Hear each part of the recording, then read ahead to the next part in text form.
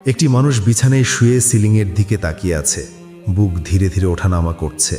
এক মুহূর্তের ব্যবধানে সে অনুভব করল বুকের ভেতর কিছু একটা ছিঁড়ে যাচ্ছে। নিঃশব্দে তার চোখ বন্ধ হয়ে গেল।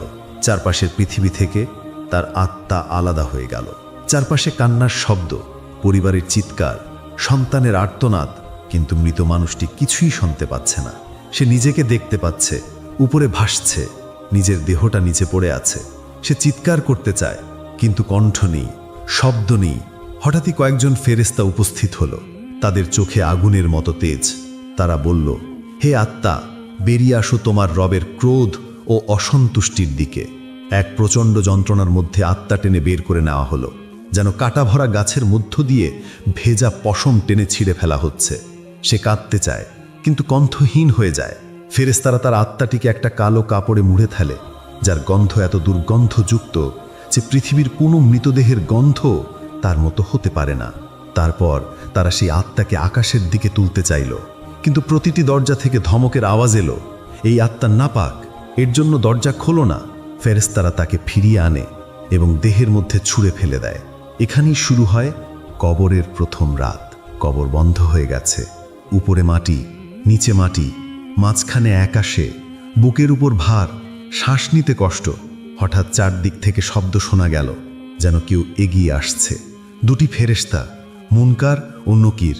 তাদের চোখ লাল আগুনের মতো, কণ্ঠ বজ্রের মতো। তারা জিজ্ঞেস করল, তোমার রবকে, তোমার দিন কি, তোমার নবীকে? সে চায় উত্তর দিতে, কিন্তু মুখ থেকে শব্দ বের হয় না। দুনিয়ায় নামাজ পড়েনি, কুরআন পড়েনি, আল্লাহকে চেনেনি। আজ তার জিহ্বা অবশ, হৃদয় ঠান্ডা।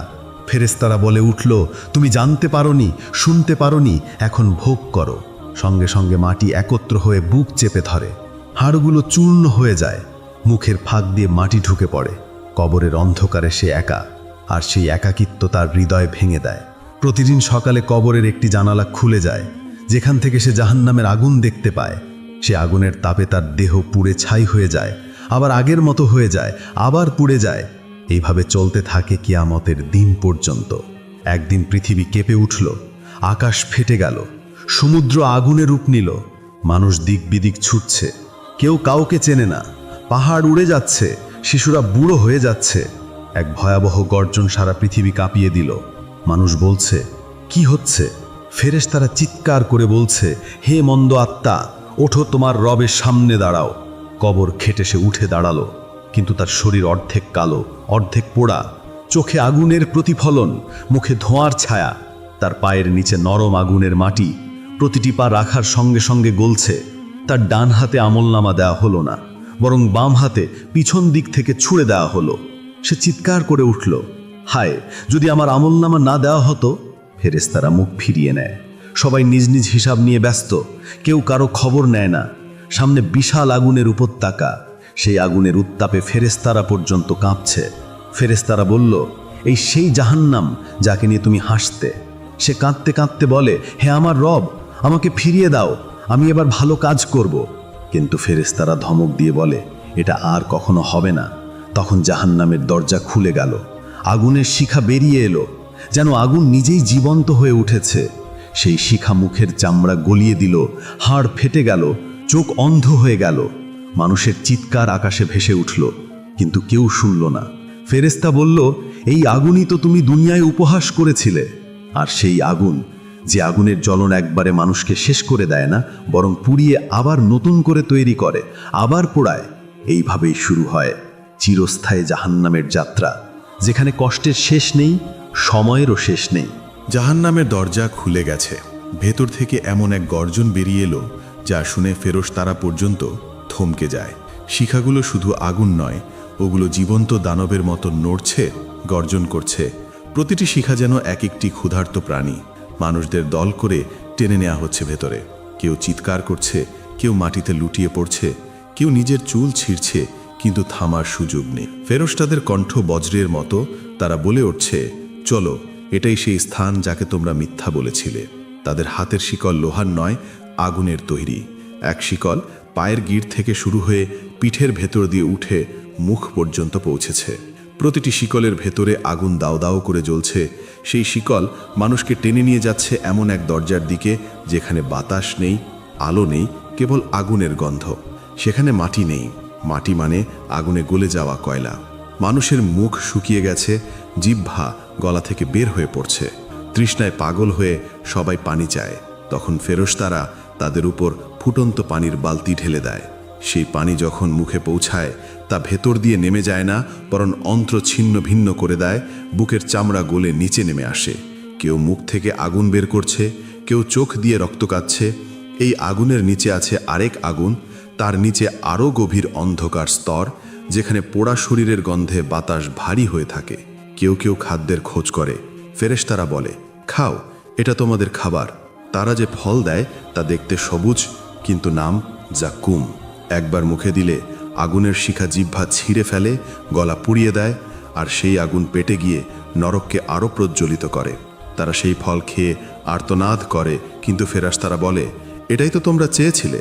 দুনিয়ায় পাপের স্বাদ এখন অনুভব করো। এরপর আসে হামিম, এমন ফুটন্ত পানি যারা পাথর গলিয়ে দিতে পারে। মানুষরা পাত্র ধরে সেই পানি খেতে চায়, কিন্তু পানি ঠোঁটে ছোঁয়া মাত্র মুখের চামড়া গলে পড়ে যায়। তবুও তৃষ্ণায় তারা তা পান করে। পান করার পরই তাদের পেট ছিঁড়ে যায়, অন্ত্র বেরিয়ে আসে। কেউ মরতে চায়, কিন্তু মৃত্যু সেখানে নেই। ফেরেশতারা ধমক দেয়, এটা সেই মৃত্যু যা তুমি দুনিয়ায় ভয় পাওনি। একজনকে পিঠের আগুনে ফেলে দেয়া হচ্ছে, কেউ মাথা নিচে করে উল্টো ঝুলছে, কেউ আগুনে গলে যাচ্ছে, আবার তৈরি হচ্ছে। তাদের পোশাক আগুনের, চামড়ার জায়গায় নতুন চামড়া দেওয়া হচ্ছে, যেন তারা আবার যন্ত্রণা অনুভব করতে পারে। কেউ আগুনের শিখায় ডুবে গলে যাচ্ছে, আবার উপরে উঠে শ্বাস নিচ্ছে, তারপর আবার নিচে টেনে নেওয়া হচ্ছে। চারদিকে শব্দ একটাই, চিৎকার, গর্জন, কান্না আর লোহা গলবার শব্দ। এই দৃশ্য এমন ভয়াবহ যে ফেরেশতারা পর্যন্ত মুখ ফিরিয়ে নেয়। মানুষ চিৎকার করে বলে, হে আমাদের রব, এই শাস্তি থেকে আমাদের বের করো, আমরা এবার সত্যি তোমার আনুগত্য করব। কিন্তু উত্তর আসে, তোমরা যখন পৃথিবীটা ছিলে, তোমাদের কাছে আমার আয়াত পড়া হতো, তোমরা হাসতে, উপহাস করতে। আজ তোমরা সেই হাসির ফল ভোগ করছো। মানুষগুলো কাঁদছে, কাঁপছে, নিজেদের নখ দিয়ে চামড়া ছিঁড়ছে, কিন্তু আগুন থামে না। আগুন থামলে তারা স্বস্তি পেত, কিন্তু এখানে আগুন নিভে না। বিশ্রাম নেই, সময়ও নেই। প্রতিটি মুহূর্তে মনে হয় যেন এক নতুন কষ্ট শুরু হচ্ছে। কেউ কারো দিকে তাকাচ্ছে না, কারণ সবাই নিজের আগুনে ব্যস্ত। এই আগুনে রাজা আর গরিবের কোনো পার্থক্য নেই। সব মুখ একরকম কালো, চোখ ফোলা, ঠোঁট ঝুলে গেছে। যারা একসময় দুনিয়ায় গর্ব করত, আজ তারা মাটির ভিতরে মাথা গুজে আগুন থেকে লুকোতে চায়। ফেরেশতারা চিৎকার করে বলে, তোমাদের জন্য কোনো আশ্রয় নেই। আর যখন আগুনের শিখা তাদের গ্রাস করে ফেলে, তখন দূর থেকে একটি গর্জন ভেসে আসে, যেন আগুন নিজেই বলছে, আমি কখনো পরিপূর্ণ হই না।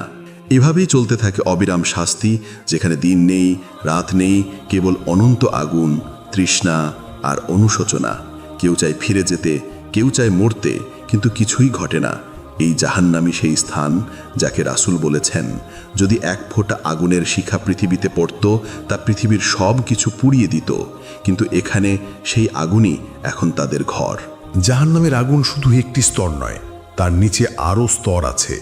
ওপরের আগুন যেখানে চামড়া গলিয়ে ফেলে, নিচের আগুন সেখানে হাড় পর্যন্ত গলিয়ে দেয়। মানুষ যখন ওপরের শিখা থেকে পালাতে চায়, ফেরেশতারা শিকল দিয়ে টেনে নেয় আরও গভীরে। সেখানে আলো নেই, শুধু আগুনের লাল প্রতিফলন। মানুষের মুখ এমনভাবে পোড়া যে চেহারা চেনা যায় না। কেউ দাঁড়িয়ে আছে, কেউ হাঁটু গেড়ে বসে আছে, কেউ দেয়ালে মাথা ঠুকছে। তারা সবাই এক সুরে কাঁদছে। তাদের কান্না শব্দ নয়, বরং আগুনের সাথে মিশে যায়। একসময় ফেরেশতারা এসে বলে, তোমরা কি তৃষ্ণার্ত? সবাই একসঙ্গে বলে, হ্যাঁ, আমাদের পানি দাও। তখন ফেরেশতারা তাদের উপর ঢেল দেয় ফুটন্ত তামা। সেই তামা মুখে পড়তেই মুখ গলে যায়, জিহ্বা ছিঁড়ে নিচে পড়ে। কেউ কাঁদতে চায়, কিন্তু চোখে পানি নেই, কারণ আগুন সেই চোখের পানি শুকিয়ে ফেলেছে। মানুষের দেহের প্রতিটি অঙ্গ যন্ত্রণায় কাঁপছে, কিন্তু তারা মরছে না। মৃত্যুর জন্য প্রার্থনা করছে, কিন্তু মৃত্যু সেখানে আসে না। কেউ কণ্ঠে হাত দিয়ে বলছে, হে আমাদের রব, আমাদের এখানে শেষ করে দাও।